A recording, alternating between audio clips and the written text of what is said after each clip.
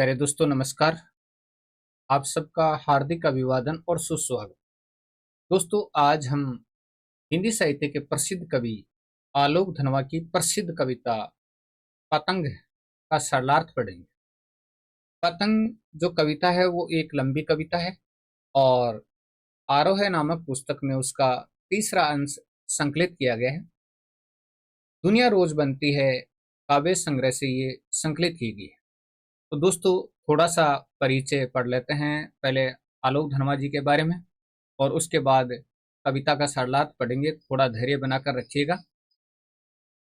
आलोक धनवा जी का जन्म सन 1948 मुंगेर बिहार में हुआ और उनकी पहली कविता थी जनता का आदमी और ये 1972 में प्रकाशित हुई थी। उसके बाद भागी हुई लड़कियां, ब्रूनो की बेटियां से इनको प्रसिद्धि मिली और इनका एक मात्र काव्य संग्रह है जिसका नाम है दुनिया रोज बनती है। दुनिया रोज बनती है इनका एकमात्र काव्य संग्रह है और इनका अगर प्रसिद्ध कथन देखा जाए तो बहुत ही शानदार कथन है इनका। जहां नदियां समुद्र से मिलती है वहां मेरा क्या है, मैं नहीं जानता लेकिन एक दिन जाना है उधर। जहां नदियां समुद्र से मिलती है वहां मेरा क्या है, मैं नहीं जानता लेकिन एक दिन जाना है उधर। और ये 60वें 8वें दशक के में आलोक धनवा ने बहुत छोटी अवस्था में अपनी गिनी चुनी जो कविताएं थी उनसे बहुत काफी मात्रा में प्रसिद्धि प्राप्त की और 1972-73 में इनकी जो आरंभिक कविताएं थी वो गंभीर काव्य प्रेमियों को भी जवानी याद रही।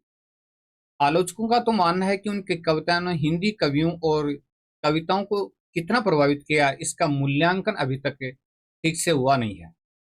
इतनी व्यापक ख्याति के बावजूद या शायद उसी की वजह से बनी हुई अपेक्षाओं के दबाव के चलते आलोक धनवा ने कभी थोक के भाव में लेखन नहीं किया। सन 72 से लेखन आरंभ करने के बाद उनका पहला और अभी तक का एकमात्र काव्य संग्रह सन 1998 में प्रकाशित हुआ जिसका नाम है दुनिया रोज बनती है। काव्य संग्रह के अलावा पिछले 2 दशकों से देश के विभिन्न हिस्सों में सांस्कृतिक एवं सामाजिक कार्यकर्ता के रूप में सक्रिय रहे। उन्हें जमशेदपुर में अध्ययन मंडलियों का संचालन किया और रंग क्रम तथा साहित्य पर कई राष्ट्रीय संस्थानों में विश्वविद्यालयों में अतिथि व्याख्याता के रूप में भागीदारी की है। और हमारी जो पाठ्य पुस्तक आरोह है उसमें पतंग नाम की कविता का एक हिस्सा संकलित किया गया है। ये एक लंबी कविता है जिसके तीसरे भाग को संकलित किया है। पतंग के बहाने इस कविता में बाल सुलभ इच्छाओं यानी बालकों में जो स्वाभाविक इच्छाएं होती हैं और उमंग होती हैं उनका बहुत ही सुंदर तरीके से चित्रण किया गया है। बालकों के क्रियाकलापों और प्रकृति में जो नित नए परिवर्तन आते हैं उनको अभिव्यक्त करने के लिए सुंदर बिंबों का प्रयोग किया गया है और बिंब के बारे में हम दोस्तों विस्तार से इस कविता को पढ़ते समय चर्चा करेंगे। पतंग बच्चों की उमंगों का रंग बिरंगा सपना है। तो पतंग क्या है? बच्चों की उमंगों का रंग बिरंगा सपना है। आसमान में उड़ती हुई पतंग ऊंचाइयों की वे हदें हैं जिनको बाल मन छूना चाहता है। बालकों का मन क्या करना चाहता है? स्पर्श करना चाहता है, उसके पार जाना चाहता है। कविता धीरे धीरे बिंबों की एक ऐसी नई दुनिया में ले जाती है। इस कविता में बिंब बहुत ज्यादा मात्रा में है। जहां शरद ऋतु का चमकीला इशारा है, जहां तितलियों की रंगीन दुनिया है, दिशाओं के मृदंग बजते हैं, जहां छतों के खतरनाक कोनों से गिरने का भय है तो दूसरी ओर भय पर विजय पाते बच्चे हैं जो गिरकर संभलते हैं और पृथ्वी का हर कोना खुद ब खुद उनके पास आ जाता है। वे हर बार नई नई पतंगों को सबसे ऊंचा उड़ाने के का हौसला लिए फिर भादो भादो यहाँ अंधेरे का प्रतीक है। भादो के बाद शरद उजाले की प्रतीक्षा कर रहे हैं। क्या आप भी उनके साथ हैं? तो यहाँ बाल मन की जो इच्छाएं हैं, उमंग हैं उनका और उनके क्रियाकलापों का बहुत ही शानदार चित्रण किया गया। दोस्तों ये बिंब प्रधान कविता है और बहुत से मेरे साथी ये भी नहीं जानते कि बिंब आखिर होते क्या है। और बिंब को कैसे पहचाना जाता है। तो चलिए दोस्तों, कविता की तरफ चलते हैं और आगे बढ़ते हैं और बिंबों को भी हम समझेंगे।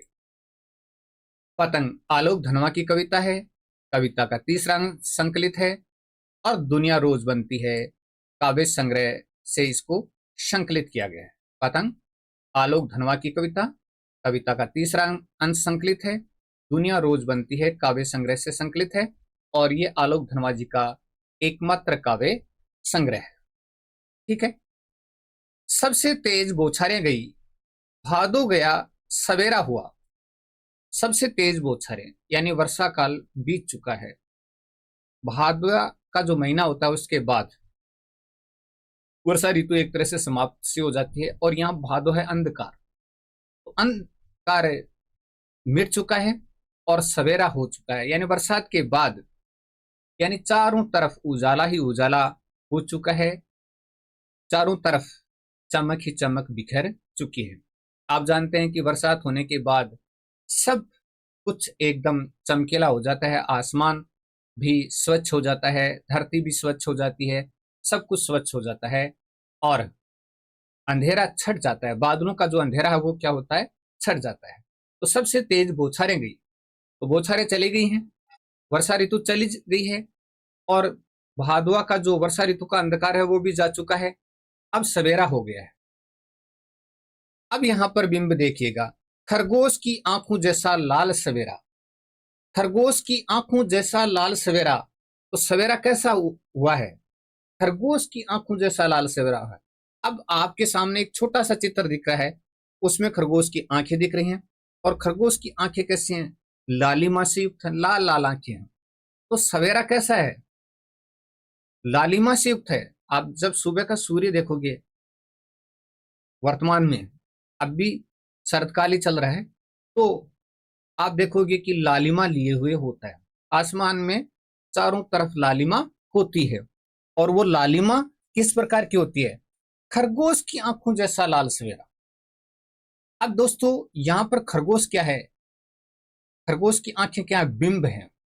जो ही खरगोश की आंखों का नाम हमारे सामने आता है, हमारा ध्यान किस पर जाता है, हमारा ध्यान जाता है खरगोश की आंखों पर और हमारी आंखों में एक तस्वीर बनती है, यानी उन आंखों की लालिमा की। अगर हमने खरगोश देखा हुआ है तो उसकी लालिमा की तस्वीर बनती है और हम तुरंत समझ जाते हैं कि जो सवेरा है वो लालिमा से युक्त है।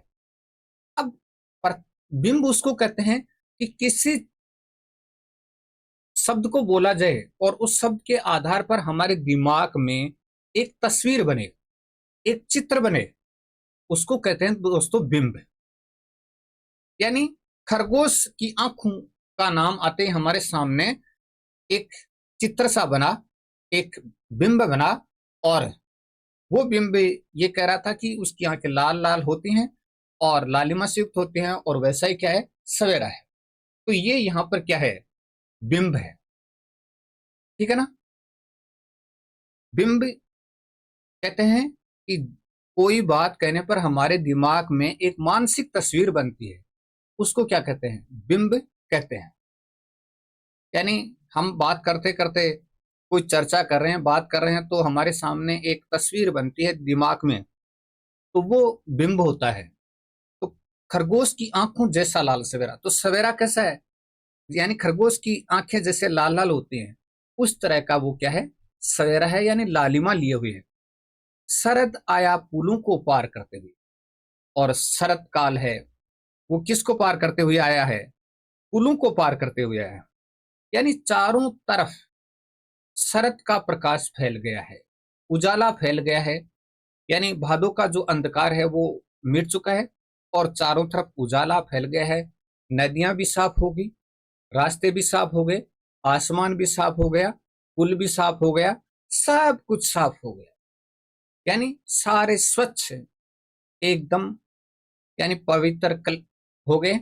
और देखा जाए तो चारों तरफ की चमक ही चमक नजर आती है, क्योंकि सारे बरसात के कारण से क्या है, धुल गए और धुलने से चारों तरफ चमक गई। तो शरद है वो कैसे आ रहा है, मानो पुलों को पार करते हुए आ रहा है, पुलों पर भी क्या है, चमक है, शरद का प्रकाश फैल गया है।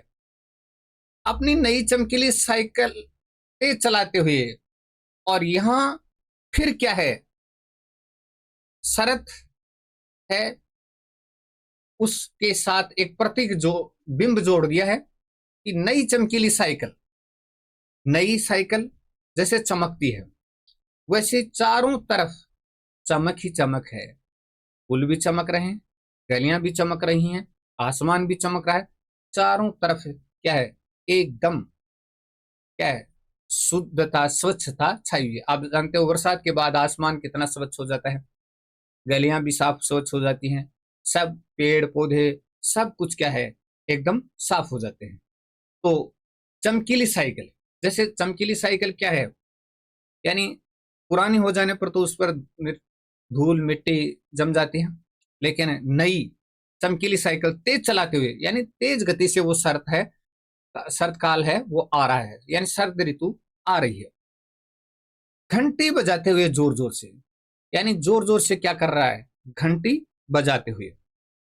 अब यहां पर आप सोचोगे कि घंटी बजा रहा है, चारों तरफ क्या है, एक स्वच्छता का मानो शोर है, चमकीले इशारों से बुलाते हुए। और वो चमकीले इशारों से किसको बुला रहा है, पतंग उड़ाने वाले बच्चों के झुंड को।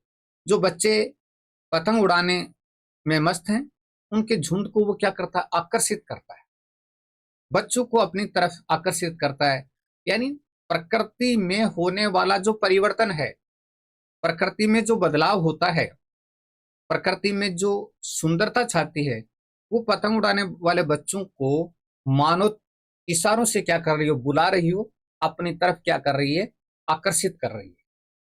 यानी बच्चों का मन स्वाभाविक रूप से अपने आप पतंग उड़ाने की तरफ आ जाता है।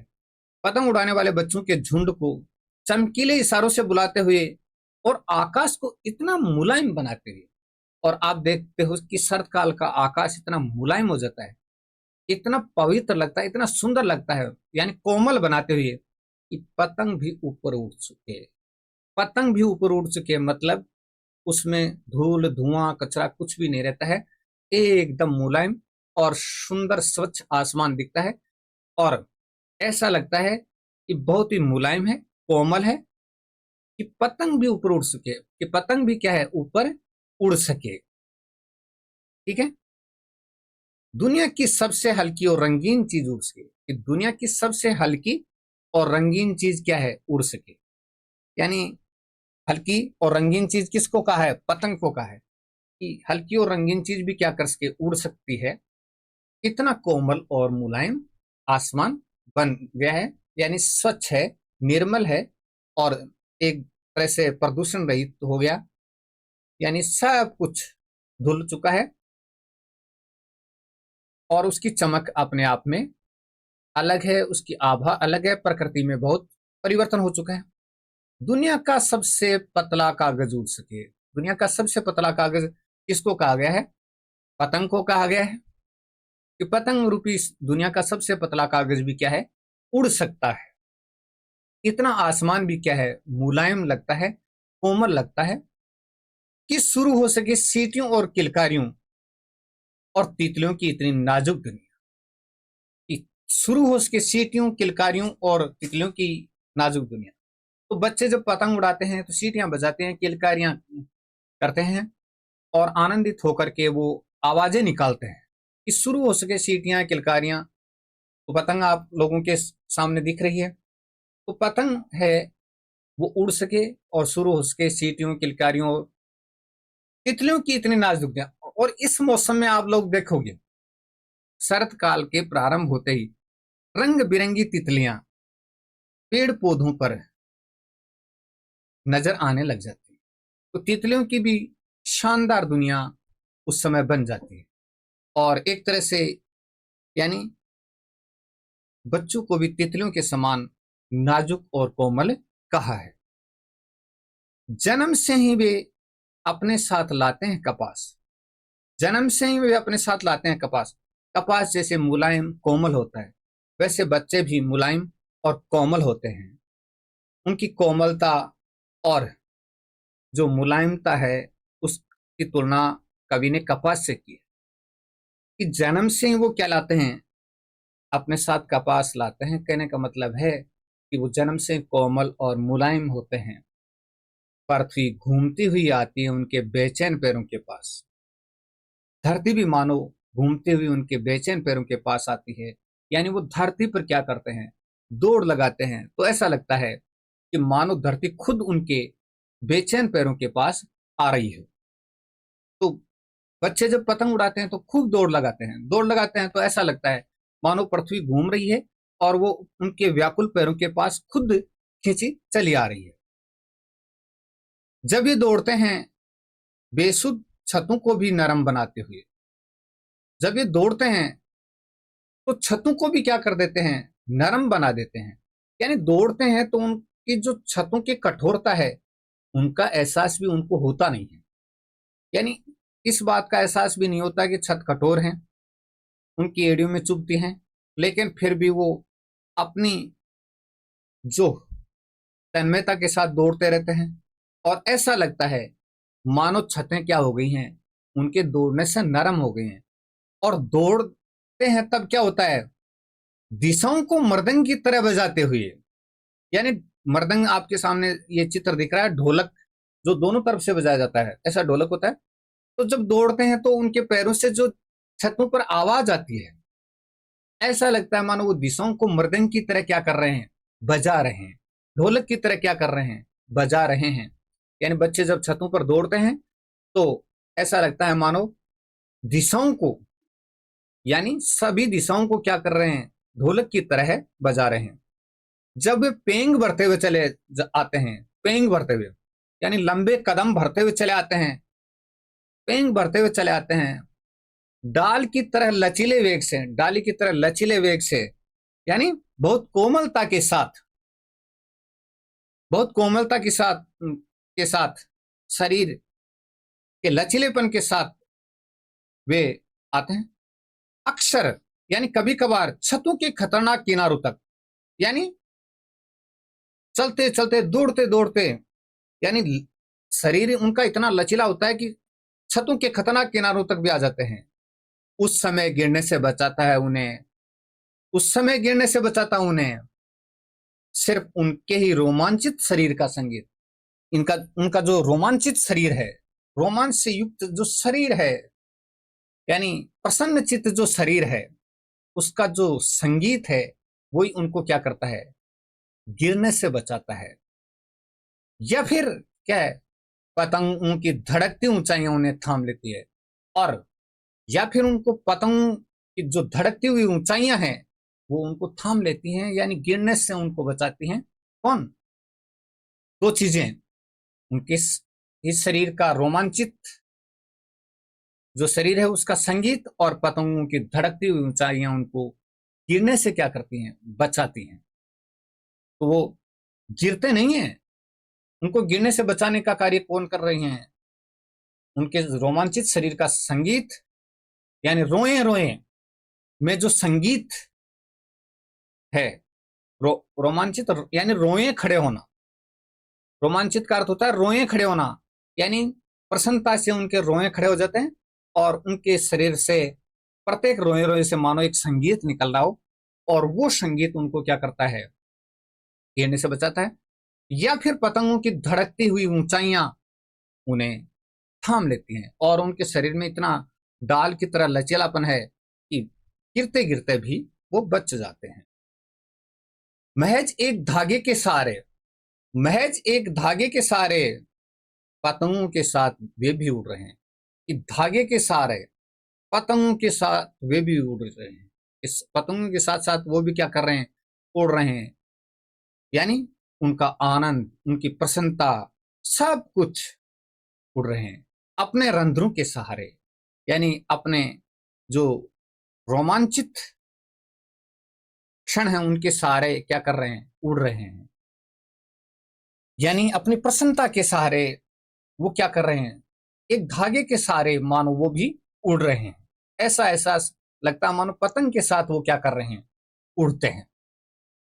यानी अत्यधिक प्रसन्नता उनमें आ जाती है। तो कहने का अर्थ है कि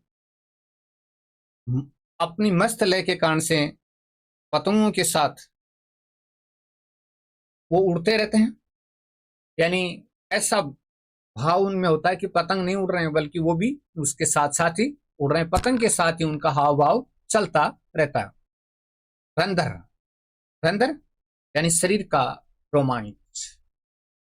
अगर वे कभी गिरते हैं छतों के खतरनाक किनारों से, और कभी कभार छतों के खतरनाक किनारों से गिर जाते हैं और बच जाते हैं, तो और भी निडर होकर सुनहरे सूरज के सामने आते हैं। यानी गिर गए और बच गए तो निडर होकर सुनहरे सूरज के सामने आ जाते हैं। यानी उनमें क्या है,